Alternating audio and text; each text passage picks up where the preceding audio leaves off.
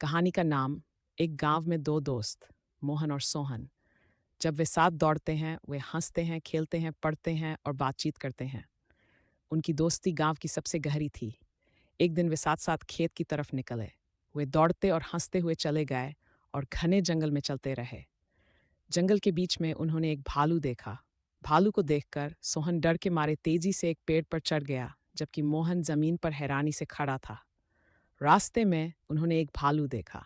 उसे देखकर सोहन तेजी से एक पेड़ पर चढ़ गया, जबकि मोहन नीचे रह गया। मोहन सोचा कि भालू मृत शरीर पर हमला नहीं करेगा, इसलिए वह जमीन पर लेट गया और सांस रोक ली। मोहन पेड़ पर नहीं चढ़ा। उसे पता था कि अगर भालू मांसाहारी है तो उसे धोखा देना संभव नहीं है।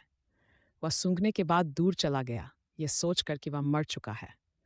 जब भालू गया, कहानी का नाम एक गांव में दो दोस्त मोहन और सोहन। जब वे साथ दौड़ते हैं, वे हंसते हैं, खेलते हैं, पढ़ते हैं और बातचीत करते हैं। उनकी दोस्ती गांव की सबसे गहरी थी। एक दिन वे साथ साथ खेत की तरफ निकले। वे दौड़ते और हंसते हुए चले गए और घने जंगल में चलते रहे। जंगल के बीच में उन्होंने एक भालू देखा। भालू को देखकर सोहन डर के मारे तेजी से एक पेड़ पर चढ़ गया, जबकि मोहन जमीन पर हैरानी से खड़ा था। रास्ते में उन्होंने एक भालू देखा। उसे देखकर सोहन तेजी से एक पेड़ पर चढ़ गया, जबकि मोहन नीचे रह गया।